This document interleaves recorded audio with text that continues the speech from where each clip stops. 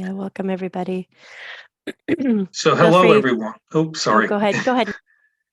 Okay, just want to welcome everyone. This is our latest, get together virtual open house for Alef Trust's Masters of Science in Consciousness, Spirituality, and Transpersonal Psychology. So, you know, my name is Nick Theo. I'm the program manager and registrar for Alef Trust, and we have members of staff here and alumni. And we just want to get together with you, talk about the program. Um, I've worked at other colleges and universities, and I really see the benefit. People who've come through the program, the positive changes, and how they've applied in their lives professionally and personally. And I hope these stories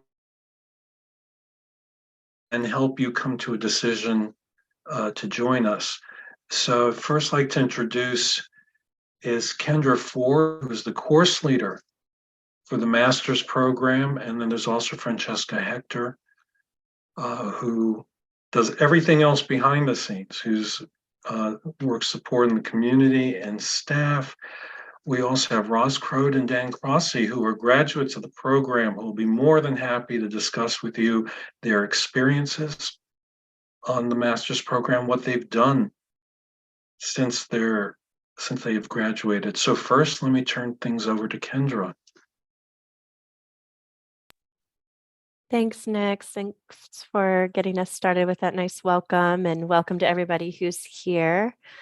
You're more than welcome to keep your webcams off, but if you feel comfortable turning them on, you can turn them on as well. So it's whatever you feel most comfortable with. We're just going to start with a short grounding, just a little brief meditation grounding, something that we traditionally do at the Alef Trust. We do it in our staff meetings, as well as in various different modules of the program. So I figure it's sort of aligned with how we operate to start our open house that way as well.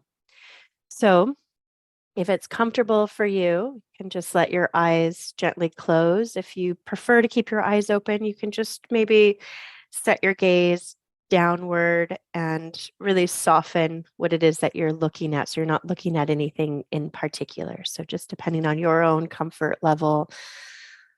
And then just take a few centering breaths. Just feel the body kind of settle a little bit. If you want to turn your webcam off while we're doing this meditation, that's also fine too, because I know sometimes it can feel a little uncomfortable to have your video on while you're doing a centering practice. So again, just attuning to what feels best for you. And just start to feel the points of contact that the body has to whatever it is that you're sitting on. So maybe you feel the floor or whatever it might be underneath the feet. So just noticing those points of contact and just establishing a sense of the body in space and time. And then notice where the backs of the thighs are resting.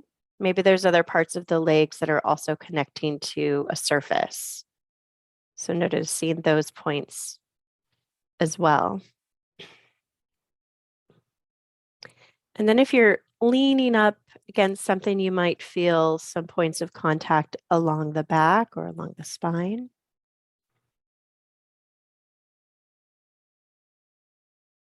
And then as you just feel into those points of contact within your awareness, just let this next exhale kind of soften the weight of the body down into those points. So there's sort of a relaxing, a resting down, resting into, maybe the shoulders soften a little bit.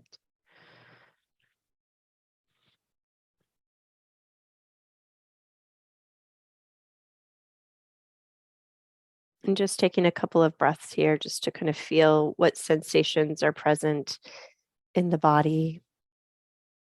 Noticing what's alive for you in this moment.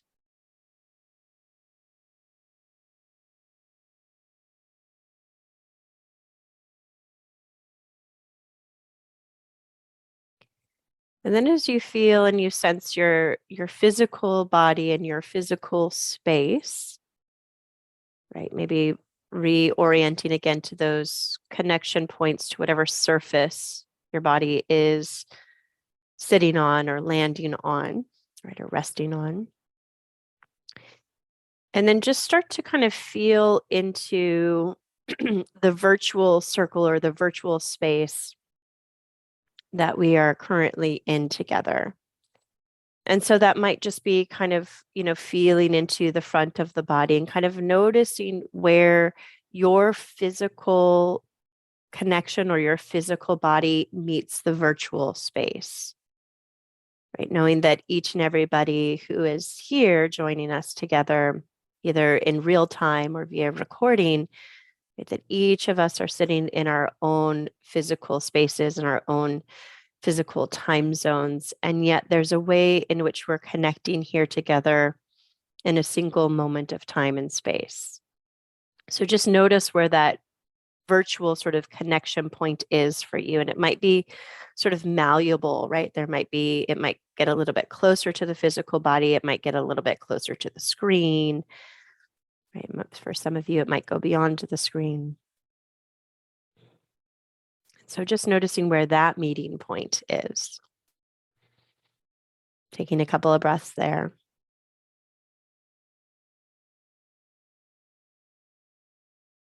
And then just drawing your awareness back into your body. So again, taking some breaths and noticing the breath as it's moving in and out of maybe the nose, if you're breathing out of the mouth.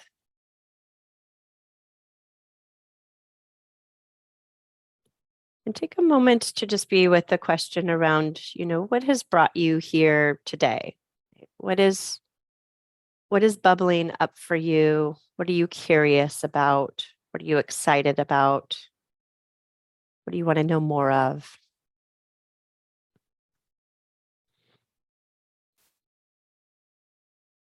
And just taking note of whatever it is that's arising. Maybe there's some curiosities that are familiar that you've had, and maybe there's something new.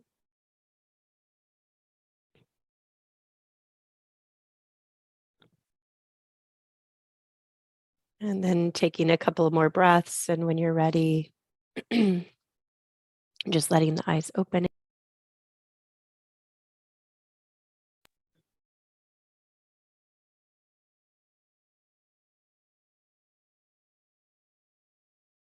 And just reorient to your physical space. Sometimes after grounding, it can be helpful to kind of just look around your physical space, especially if you're just kind of reorienting again. To kind of help the body feel really settled. So welcome, everybody. I feel a little bit more arrived here. I hope that also helped with that for you as well. As Nick said, my name is Kendra Ford, and I'm the academic program leader for the Alef Trust, which means that I oversee a lot of the administrative organization and managing of the MSc program. I'm also a tutor in the program. I teach both in year one as well as year two and support students through the dissertation process. So I really get to see the entire journey of the MSc and get to support students through the program in various different ways, both in the virtual classroom space as well as on the administrative side. So what I'd like to do is just give a really brief kind of overview, if you will, of the program and kind of what happens in year one and year two and year three. And then I'm going to hand it over to Fran, who will then introduce our alumni who are here, and they can answer questions around kind of what happens after, what was their experience of going through these years and how they've taken it out into the world. So the way the program is designed is as a transformative, engaged, experiential program. And so what that really means is that we invite all of who you are into the educational process. So we invite you to bring in your own personal transformation alongside learning all of the theory, skills, concepts, that you're learning throughout the program. And this really gets invited in the first year. So in the first year modules, you take approaches to consciousness, which is really sort of heavy cognitive program where you're really diving deep into some exciting theories and concepts around consciousness. And this is paired with a module called Learning Through Integrative Practice, which is really focused on you developing your own personal transformative program within sort of the context of integrative practice. And we give you all of the frameworks and foundations for that within the module.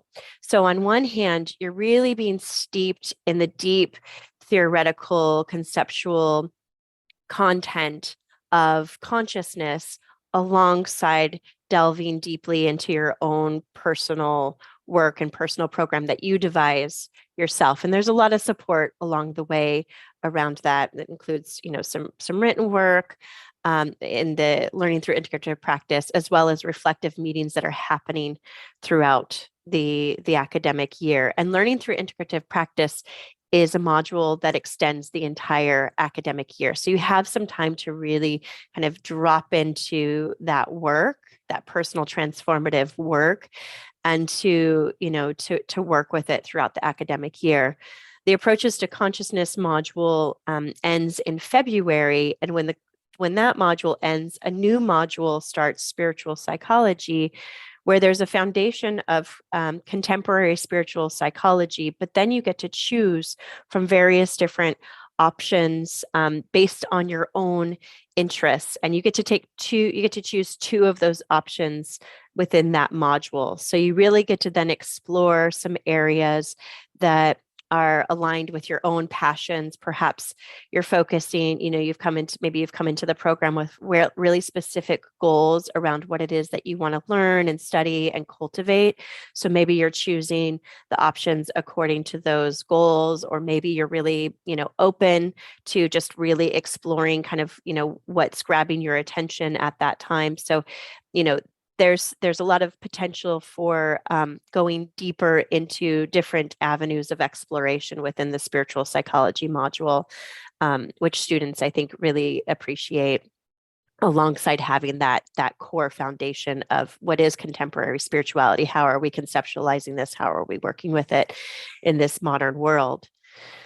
So that's year one. Once you enter into year two, there's sort of a slight shift in focus, right? So year one is kind of really much more focused on sort of, your transformative journey and process, as well as getting some of the foundational concepts and theories. When you shift into year two, we start to kind of focus a little bit more sort of on establishing the research skills to prepare you for writing and working on your dissertation, alongside still delving into theories of transpersonal psychology and applied transformative psychology. So much like year one, there's a year-long module that's the research design track, which really sets you up.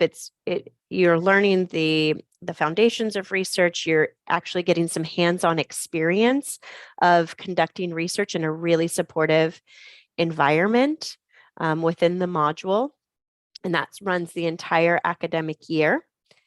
You also take transpersonal psychology, which begins at the start of the year in September. Again, you're delving into the theories and the concepts, kind of what's the history of transpersonal psychology, where has it been, where is it going? And that module ends in February. And then in February, you have the applied transformative psychology module, which in some ways mirrors the framework of spiritual psychology in the first year, where you have the foundational core work and theory and content around how do we take everything that we've learned, right, within the program, within these areas, and also drawing from all of your personal and professional experience, And how do you then take this out into the world? What does that look like for you when you start to kind of put the pieces together, right? So you get an opportunity again to do that in a really supportive environment where you're getting feedback from your colleagues, your peers within the program, as well as tutors in the program. And again, that has that setup where you're picking from different options so you can follow the different avenues of your interests and your passions. Once you complete year 2 and you've completed all of your coursework in year 1 and year 2, then you enter into dissertation. And dissertation takes the whole 3rd year. This is where you're devising an original research project, and you're engaging in every single step of the process, from recruiting participants to conducting interviews, doing all of the data analysis and writing it up. So that's really when you get to, take everything that you've learned from the first 2 years and put it into a deep and engaged research project. And maybe Roz and Dan can talk a little bit about, their dissertation and, what they decided to focus on for their work, just so that you can get a taste of what some students, decide to focus on in their dissertation year. Now, alongside the module coursework, there's also 2 other sort of elements that are happening that are set to support your educational journey. One is that there are well-being resources and webinars that are happening throughout the entire academic year. There's an entire site that's dedicated both towards the well-being resources and webinars, as well as learning webinars. So we recognize that there are students that are coming from all different walks of life. Some of you haven't been in academic settings for quite some time.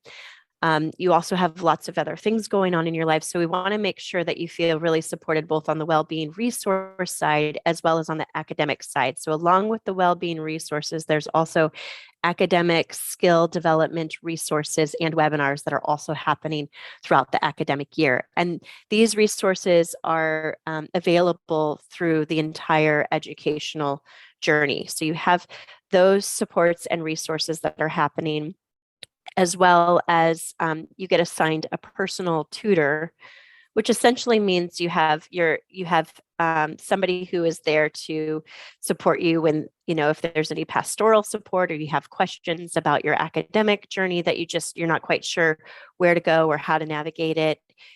You have a personal tutor who supports you throughout your entire academic journey as well.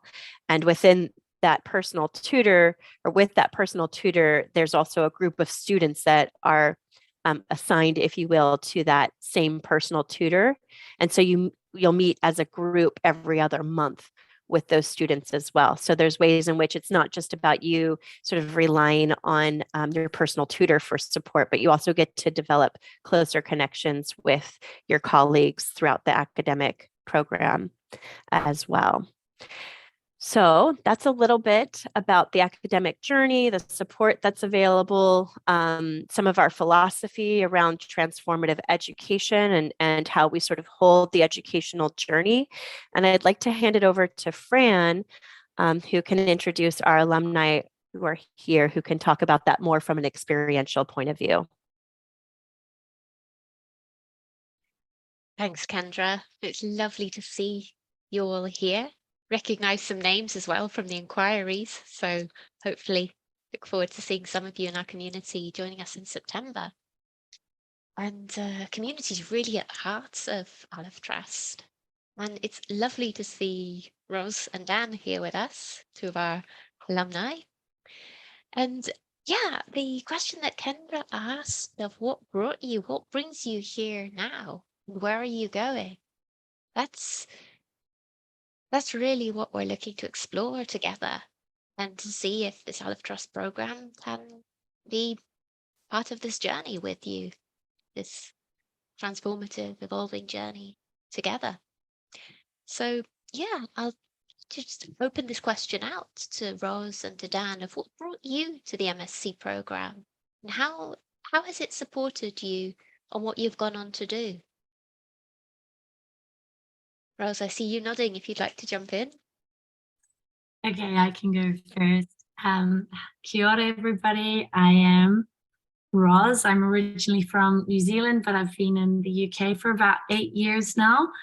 And this time last year, I was every day at my desk all day, pulling my hair out a little bit, finishing my dissertation. And it's unbelievable to me that I handed it in, mostly because I didn't know how the degree was going to be before I signed up, and it was a lot of work. But I have to say, I was so immensely proud to hand in my dissertation at the end of July last year. It was a wonderful journey. So I may have been feeling a bit like some of you feeling right now. When I first started 3 years before, I wasn't entirely sure what was going to happen if I did a degree in consciousness, spirituality, and transpersonal psychology.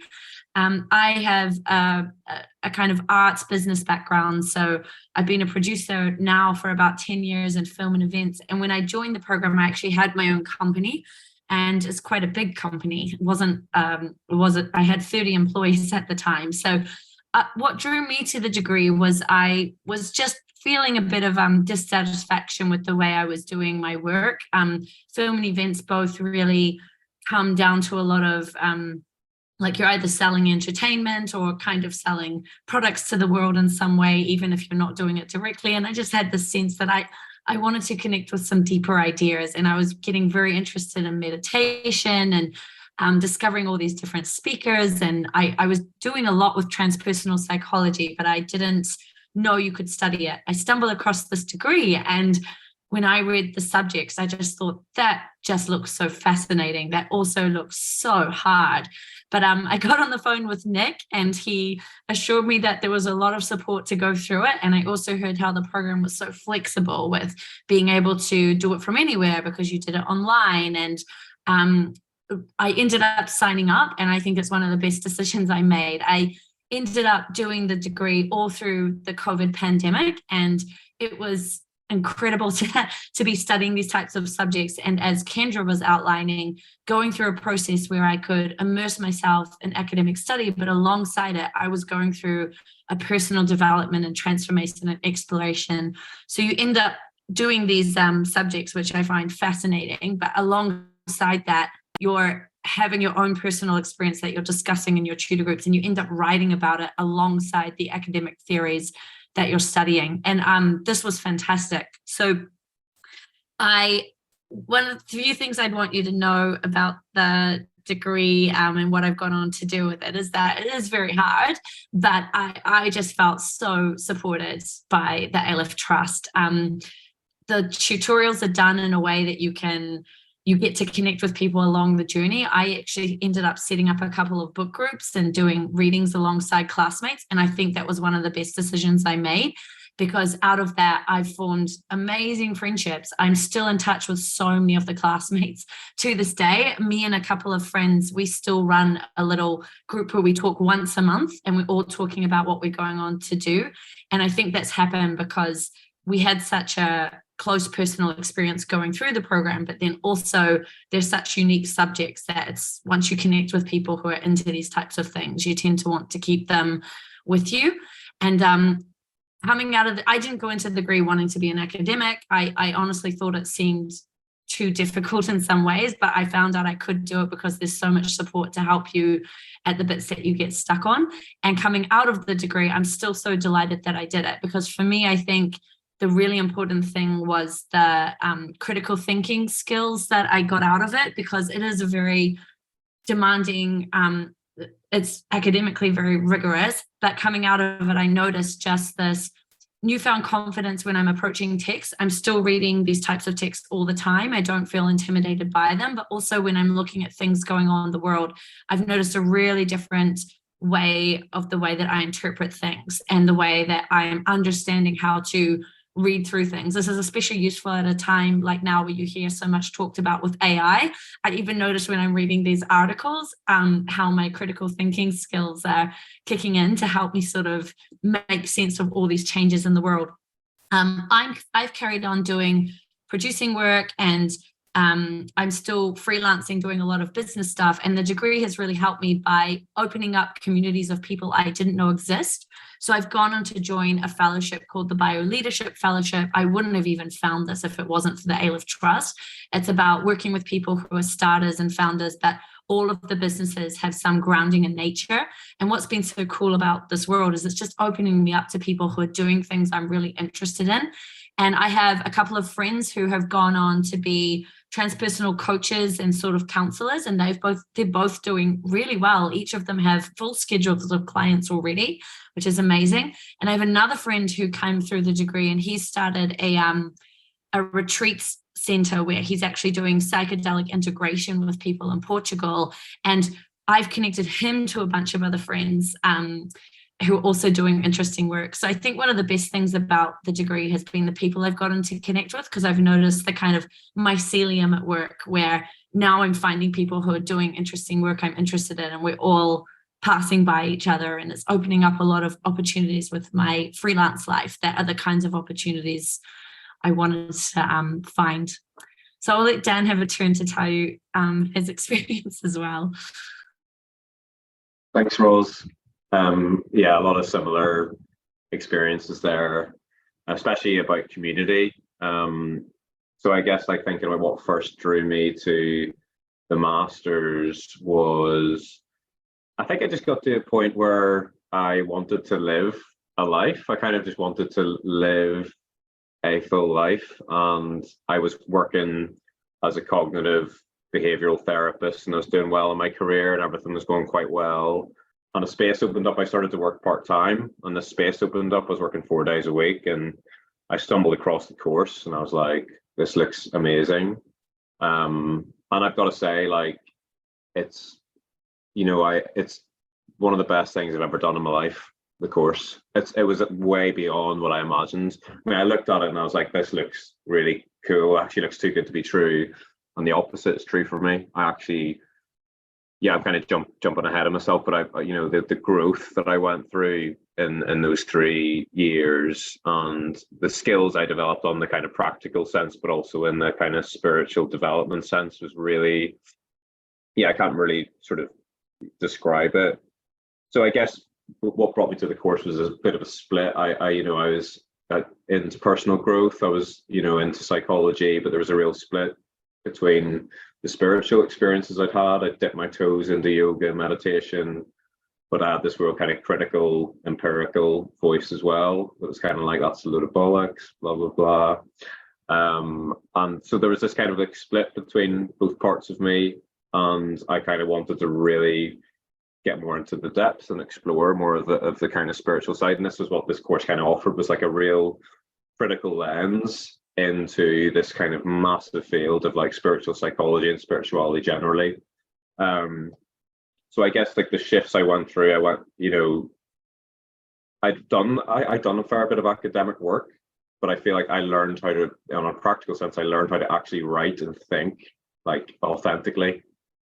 Before, I used to just write essays, and I would just be kind of doing what I needed to do to kind of get an essay marked well. Whereas this, I learned to really write from an embodied place. It's very academically demanding, which was a surprise in some ways. I thought maybe this would be a bit more airy-fairy and maybe a bit of an easier ride than some of the other courses I've done. It was quite the opposite.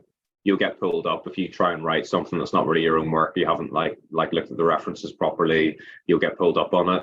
And I got pulled up on the first essay I wrote for Approaches to Consciousness. So I really learned by the end of the course how to genuinely write, and my writing has improved massively. The actual embodied practice that you do throughout is huge. I mean, we all kind of want to grow and develop, but you commit to this kind of integrative practice.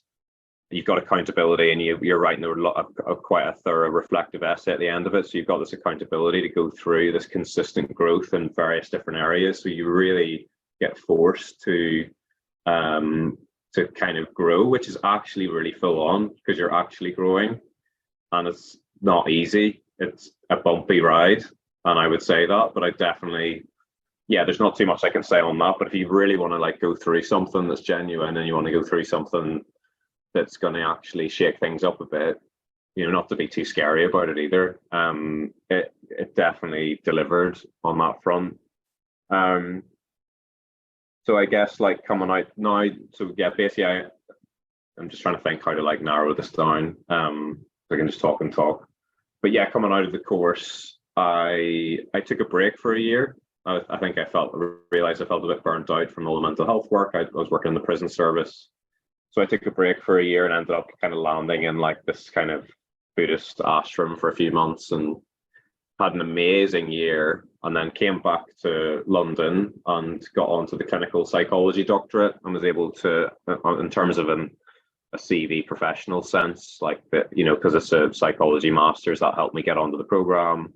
I spoke about my dissertation on the phenomenology of spiritual development, which Steve Taylor supervised, and he was someone who I was already a fan of. It was amazing that I was able to do that.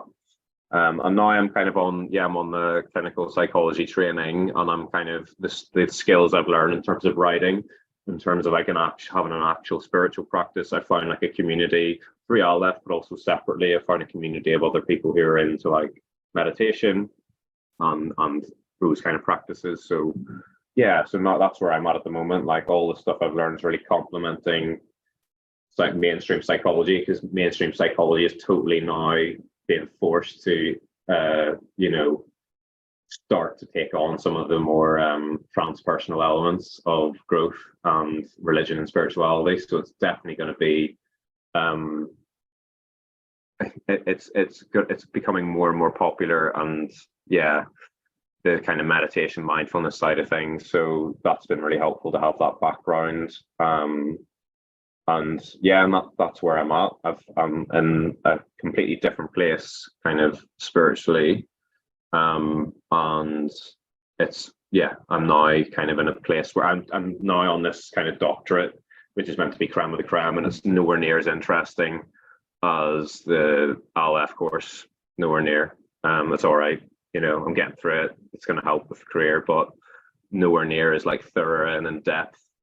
And transformational as this master's. This is more than just a master's.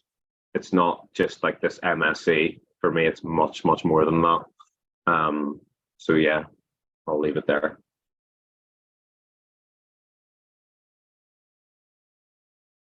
Thank you, Dan. Thank you, Rose, as well, for sharing your insights, your adventures, and great to see and hear where you're at now. And yeah, maybe we could open the space now for any questions that you might have directed towards Nick for the admissions, Kendra, who can speak more about the program, and to the alumni, of course, who are also here, happy to answer any questions. And do feel free to switch on your camera if you can, if you wish, or type any questions in the chat as well. We can respond there.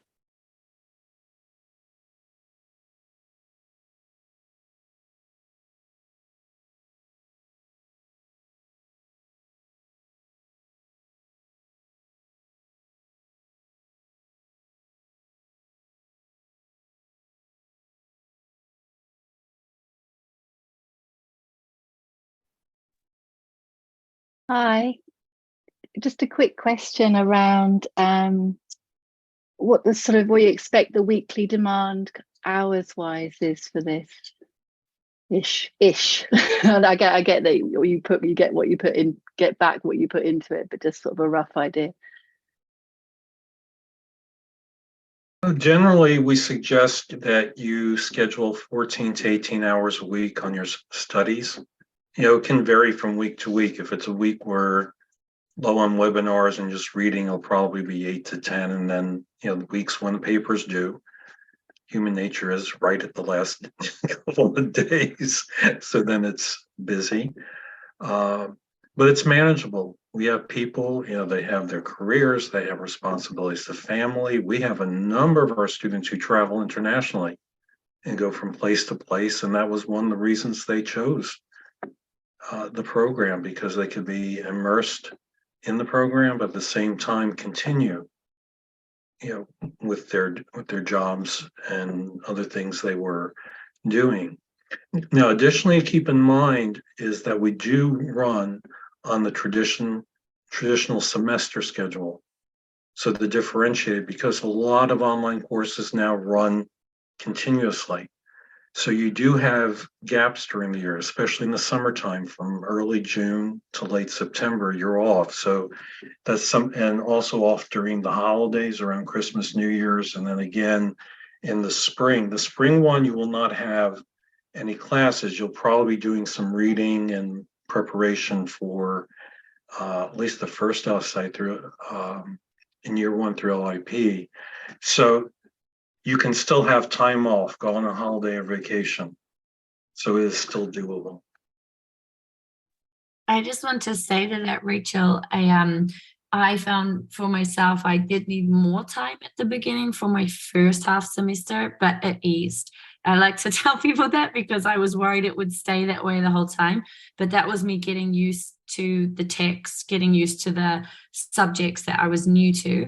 So it was pretty hectic at first, but it eased. But I mean, I was in a cabin in New Zealand with no reception for a couple of weeks of my degree, enjoying that. I did it all over the world as well. And it was manageable around all the time zones because of the way it's filmed. Brilliant. That's great. Thank you.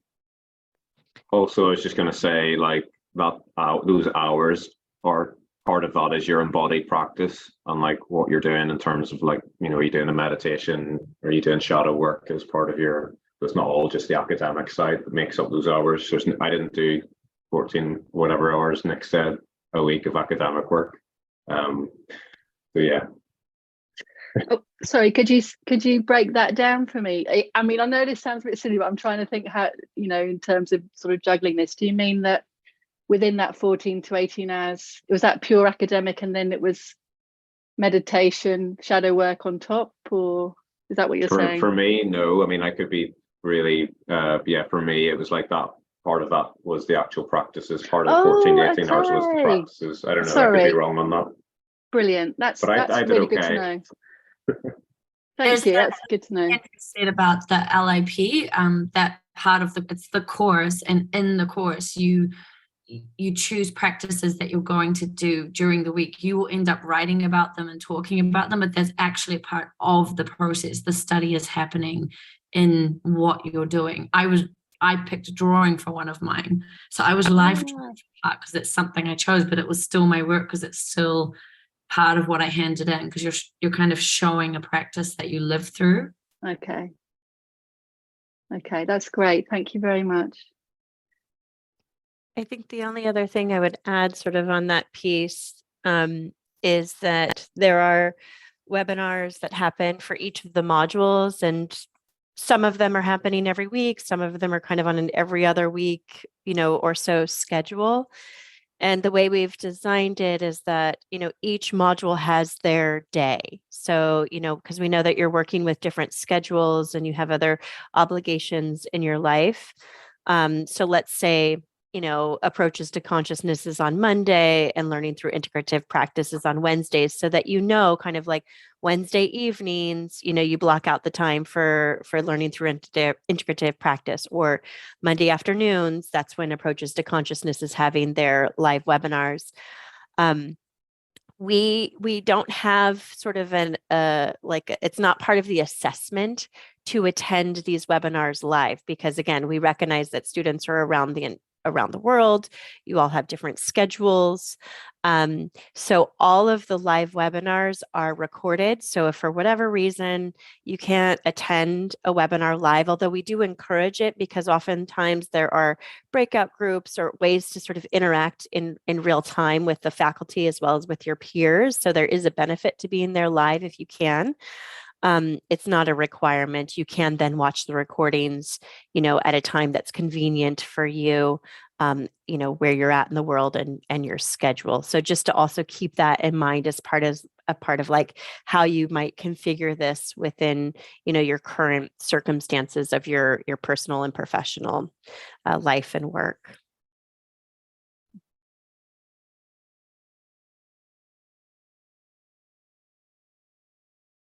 Shall I go to I see there's a question in the chat around the dissertation. So the dissertation in the third year is an original piece of research. So really the expectation is that you will come up with a topic that you want to explore, come up with a specific research question within that topical area. And then you'll actually, alongside a supervisor and also support some, it's not as in depth as year 1 and 2 as far as the module is concerned, but there are module webinars that are happening throughout the academic year for the dissertation. Again, just making sure that you understand, what you need to do at each stage of the process, but you're also working one-on-one with a supervisor who is, helping you with the really specific kind of nitty-gritty questions that you might have about your work. But essentially, you're engaging an entire research project. Once you develop the research question, you have to pass through ethics and recruit participants. You conduct all of the interviews yourself. You're not required, some students come in thinking that they have to conduct some sort of intervention and then, look at what happened as a result of that intervention. There are some students that still end up doing that, but that type of format can tend to be really time consuming and, may not, fit within sort of the year time frame of an MSc. If you have something that you want to sort of test an intervention, that might be sort of even more of a PhD level type research. But you're asking people about an experience that they've had, and then you're gathering all the data that you can around that according to the design that you've set up for your research project. You're analyzing it all, and again, you're learning all of those skills in year 2, and then you're getting that additional support while you're actually engaging in the dissertation, and then you write it up and submit that report. There is a seminar that you also have to offer. I don't know if Roz or Dan want to speak to that at some point. But that's, those are sort of the general expectations. There's a lot of really specific components around each of those aspects of the dissertation, which, maybe if that's something that you want to get more information around, we can talk sort of outside of this context, but I think for sort of a general understanding of what the expectation is, those are some of the high level points.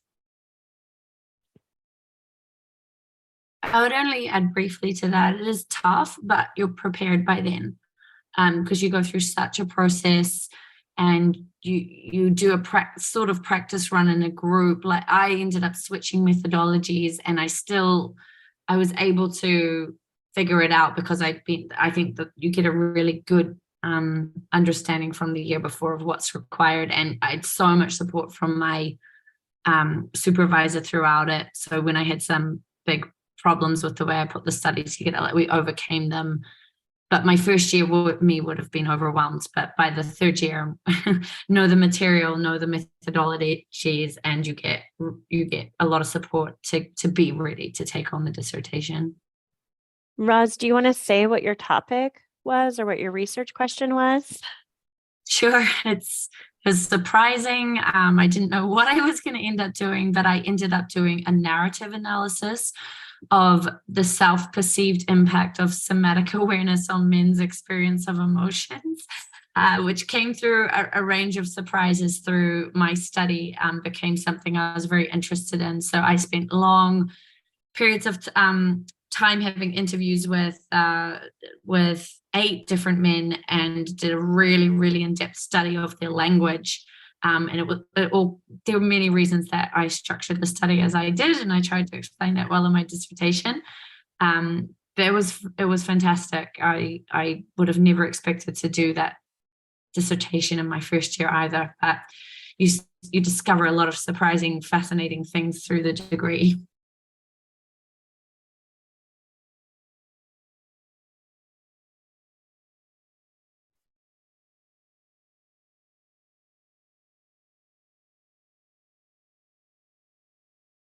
Another question in the chat. Aaron's asking about a bit more input on scientific frameworks, methodologies, and teaching staff's background. Maybe just a couple of snapshots of who's in the Alef team. Who is this fantastic faculty. Yeah. So we have a faculty team that is from, a broad range of backgrounds. Of course, the Alef Trust was founded by Les Lancaster and Jessica Bachler. Of course, Les has been very steeped in research and the field of consciousness and Kabbalah, right? He's got a depth of scientific and personal experience in these areas. And Jessica comes from art-based, embodied, transformative leadership background. And, currently she has been spearheading, and Fran has also been a big part of this program of what's called the Nurturing Fields of Change, which is really it's a multi-tiered program. This is sort of outside of the MSc, but just to give kind of a taste of some of the things that our faculty are also doing, and alumni. But there are several alumni that are actually facilitators in the Nurturing Fields of Change. It's maybe Fran, you might want to speak more to that. I'll let you speak to it because you're really, really steeped in it. Nurturing the Fields of Change program. Yeah, that came out of recognizing a real need in our times when so many people are looking to make positive change in the world, to really sense into what this change is asking of us, just pausing and sensing into what wants to emerge from a whole person perspective, not just the mind that wants to rush in and fix things, but feel into what's happening at deeper levels within us. And the Nurturing the Fields of Change is a community of practice and program which supports the development and co-creation through this process. And this is also very much relevant to the second year as well. There's a module in applied transformative psychology, as in how do we apply this transformative transpersonal psychology? How can this ripple out into the world? That's one of the big questions we're all sitting with, like faculty, students, alumni, all of us. Like how can this ripple out into the world, and how can we all support each other as a community, as a learning community, to move in these many directions, and to be open to this. Yeah, I'm very passionate about that. So it's quite a long answer. And yes, and that's also something that you can bring forward into the dissertations and then out further into the world. So yeah, if you do join us in September, then definitely you'll find out more about the Nurturing the Fields of Change project. Thank you, Fran. Yeah, so some of our faculty are really focused on, building the bridges between the theory that we're studying within the program. How do we take some of these concepts of personal development and spiritual growth and psychological growth out into the world? What does that look like? So there are some faculty that are really focused on building those particular bridges. We do have some clinically oriented faculty who are looking at how do we take this into counseling? What does that look like to actually operate as, not that we don't offer a clinical track within our program, but we do have faculty that have clinical background that look at, how do we apply mindfulness within this larger framework of transpersonal psychology? What does that look like when you're looking at consciousness development or psychological development? Some of our faculty are looking at it more from a coaching perspective and bringing in some of that philosophical, theoretical understanding. I have a background and a focus in women's spirituality and feminist theory. So I tend to bring in some of these understandings of, if we look at sort of the traditional models of psychological and spiritual development, how does that look in comparison to sort of spiritual psychological development that's coming from these other fields of women's spirituality, and where are some of the parallels and and connections. So I think, we have a faculty that really come from a broad set of background. And of course, we have an entire broad network of faculty who teach within the options modules. We have a specialization within the option module, a course on shamanic psychology. There's multidimensional trauma. I'm needing, maybe Nick, you can help me, or Fran, with all of the names here of the options modules. I'm just sort of drawing a little bit of a blank on all of them. Eco psychology.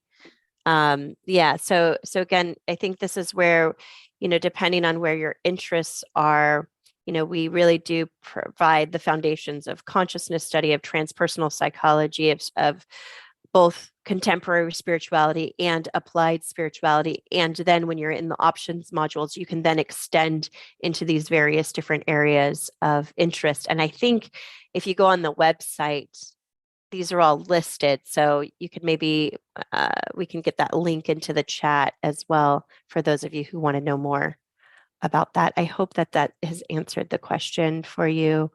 I believe it was Aaron who asked that, Aaron. Kind of. Okay.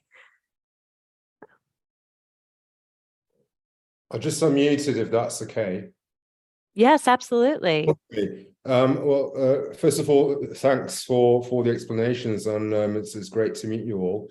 I'm in a bit of a torn situation, to be honest, because I'm looking for deepening my understanding and my practice in exactly that direction which you're offering. However, on the other hand, I do have a very strong foothold in classical science, and I need to, classical science in inverted commas, but I guess you all understand what I'm trying to say. And I somehow need to have that feeling, not only the how should I put it, the theoretical understanding, but a deeper feeling that I can build a bridge between these two, or crossing this gap. I'm currently based in Germany. I have unfortunately had the pleasure of receiving Mesum education, which is a very formal German education. Germans are not really known for being very progressive when it comes to embracing the future. So one part of me really wants to jump into it. The other part of me is just raising question after question after question. For me personally, ideally, the situation would be having neurology in there, having teachers with a strong and pronounced psychological record in science as well as in practice, while at the same time all of them willing to embrace something which will hopefully help us become a better species. So Yeah. yeah. Okay. Yeah. So what I'll say is, we invite skepticism. We invite for you to bring in a critical lens. We're not interested in sort of saying, oh, there's these fluffy theories that are sort of out there, let's just all believe in it. We are inviting you to bring in a critical lens to look at how can we talk about, these real deep personal, psychological, spiritual transformations and experiences that people have, and how can we use scientific language to articulate those experiences, not only so that we as a community within Alef Trust can have conversations about these ideas and concepts and experiences, but so that we can develop a language that also can communicate that to the larger world out there, sort of outside of this container, in a way that we can engage in conversations and not just sort of be dismissed because, it's just kind of like, fluff kind of material. So we do as a community also talk about, how can we language these experiences? What are some of those bridges between these really, deep sort of neuroscientific concepts with these ideas of transpersonal psychology or consciousness? What are those bridges? Where is the communication happening? And I think, our faculty, we do have faculty on our team that were deeply steeped in traditional educational models, and that's how they got all of their education up to a PhD, and then found transpersonal psychology, right? So some of them are coming from that perspective, where there's other faculty who, may have had their undergraduate, like myself, I had my undergraduate degree in a traditional psychology university, but all of my graduate education is in the field of transpersonal psychology. So I have this whole understanding of what it's like to sort of research and engage in these concepts. And we have these dialogues with each other. So I think, we're not asking you to leave your skepticism or your questions at the door, but we actually invite that in. And that's part of what makes this community such a dynamic academic intellectual community, alongside the engagement in meditation and inner transformation. We really want you to bring your whole self into the program, and to grapple with we grapple with some of these same questions, right? How do we take this hardcore science and put it into conversation with these, more ethereal sort of, sometimes parapsychological or whatever it might be, fields of experience and engagement. So that's what I would say to that. It may have been a fairly long answer, but I think this is a conversation that can continue and continue. I think I would add to that, Kendra, that the first module we do with Les on approaches to consciousness does grapple with exactly what Aaron's bringing up. And unfortunately, I don't think there's any ebook copies of his book, Approaches to Consciousness, around, but that does form the basis of that module. And in that module, he goes through all the different approaches to consciousness from a scientific perspective, which includes neuroscience. And then he also goes into these spiritual paradigms. That module was so hard.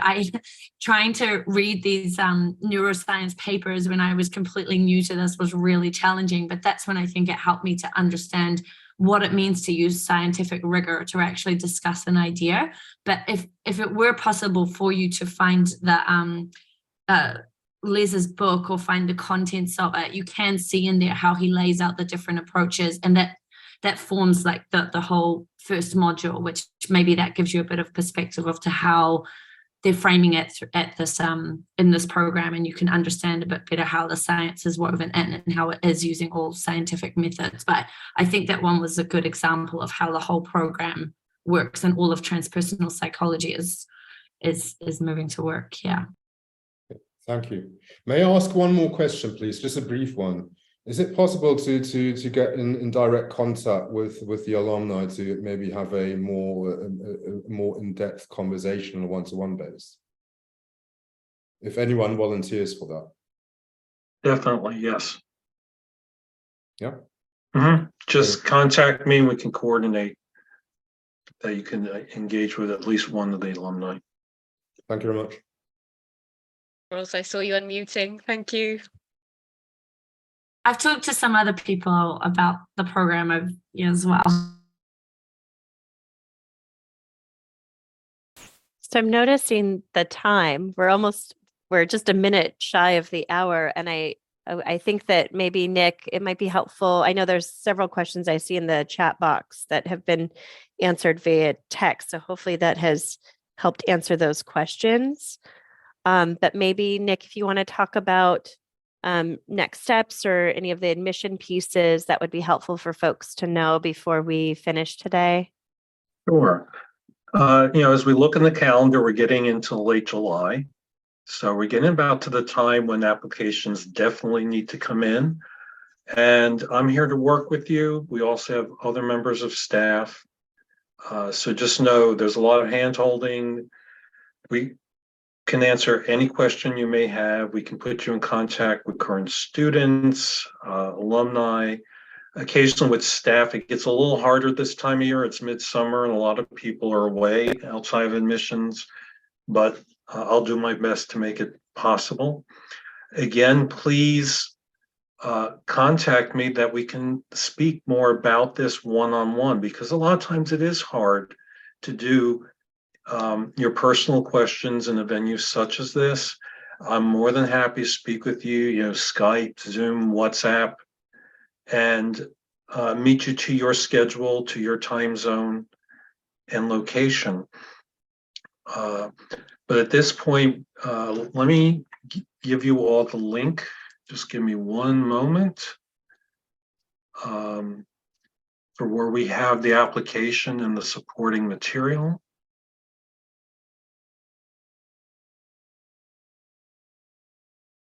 Okay. I'm also just typing in your email address here Thanks. for I was that I was gonna question. do I that got it. afterwards. Okay, Help but you with that, that's yeah. because you cannot access it publicly. That link is for our application resource page as the application, all supporting material. And again, if sessions ends and you didn't save it, contact us. Even go back again through the inquiry form, we will get right back in touch with you and give you the links. But by all means, please contact me. The majority of people who apply, we usually have a good chat before we get started, just to introduce you to the community. And my role is here to listen to you, listen to your goals, your thoughts, your objectives, and see how this program can benefit you now and also later after you graduate, because it's a personal journey, but at the same time, you're building a professional network that you can take with you after you graduate. Thank you, Nick, so much for all of that. I think there's just one other thing I want to sort of say, because I see this sort of as a question that's sort of here right at the end, and maybe also relates a little bit to the dissertation question, in that, many students come into the program with their own idea around what they want to study, within sort of these larger frameworks of consciousness, spirituality, and transpersonal psychology. And they focus on those specific topics within, the frameworks of the modules throughout the program. So essentially, you're gathering research and steeping yourself in the literature of that particular topic or idea or concept, whatever it might be, throughout the entire first 2 years of the program, so that when you get to the dissertation level, you have a much better understanding of the breadth and the depth of the topic that you're interested in. And we don't have a set sort of track or set tracks that you have to research when it comes to dissertation. So while we do offer, faculty sort of oriented projects, that you can adopt or work with, in your dissertation work, many students come with their own questions. So you can really bring in your own personal passion, your own personal inquiry into the dissertation process. And of course, we're going to help you mold that into a scientific exploration, right? Because sometimes questions are too big, or they're not focused enough, or they're not even grounded in, enough literature to be able to explore at the dissertation level. But that's where all of the support comes in, both within the research design track that happens in second year and, when you're in the dissertation process. So I think there was a question around how can you customize this to your own sort of, questions or inquiries. And, I wanted to sort of address that here at the end. I'd also like to add, as an addendum to what Kendra has been speaking about, the vast majority of our students do not come from a background of psychology. So do keep that in mind. You do have a lot of support going through the program. We're trying to compress 3 years into 1 hour and can make it scary and overwhelming. It's not. We've had hundreds of people go through the program, as I said, from very different backgrounds, and they have been successful, and not just academically successful. The other component, when Professor Lancaster first created this program about 30 years ago, that the student would go through some form of inner transformative experience while on the program. So when you come to the other side, you come out better for it. And to just keep an open mind to the experiences, going in, your studies may take you down new paths. The inner realizations will take you down new paths. And I've seen over the years how people have changed their vocations, their jobs, in ways they would have never imagined when we first engage and talk about the program.